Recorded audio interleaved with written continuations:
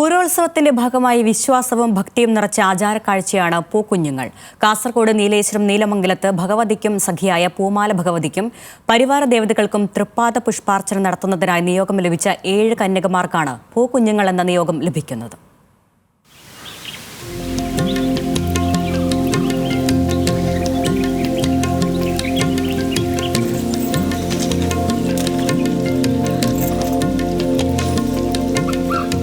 സപ്തകന്യകമാർ വാഴുക എന്നതാണ് പൂക്കുഞ്ഞുങ്ങളുടെ സങ്കല്പം.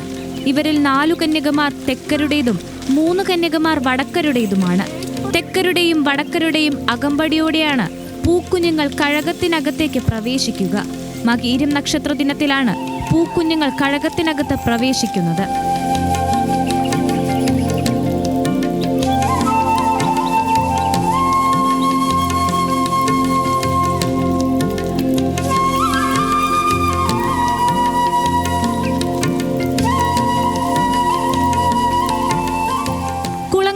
മല ധർമ്മശാസ്താവിന്റെ സന്നിധിയിലെത്തി പൂക്കൾ ശേഖരിച്ച് ശാസ്താവിനും തലക്കാട്ട് ക്ഷേത്രത്തിലും അർപ്പിച്ചതിനു ശേഷം നിലമംഗലം കഴകത്ത് അച്ഛന്മാരുടെയും തെക്കരും വടക്കരുടെയും സാന്നിധ്യത്തിൽ തമ്പുരാട്ടിക്ക് തൃപ്പാദ പുഷ്പാർച്ചന നടത്തിയാണ് പൂക്കുഞ്ഞുങ്ങൾ കഴകത്തിലേക്ക് പ്രവേശിച്ചത്.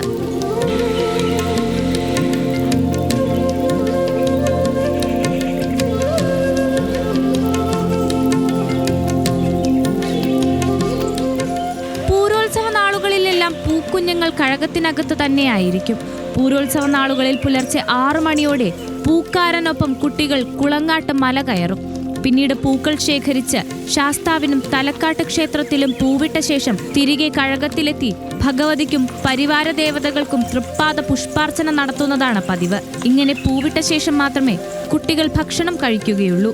പൂരം നാളിൽ പൂരം കുളി കഴിഞ്ഞ് കഴകത്ത് നിന്നും ഭഗവതിയുടെ മഞ്ഞൾ പ്രസാദവും വാങ്ങിയ ശേഷം മാത്രമാണ് കുട്ടികൾ തിരികെ വീട്ടിലേക്ക് മടങ്ങുക. ന്യൂസ് മലയാളം, കാസർഗോഡ്.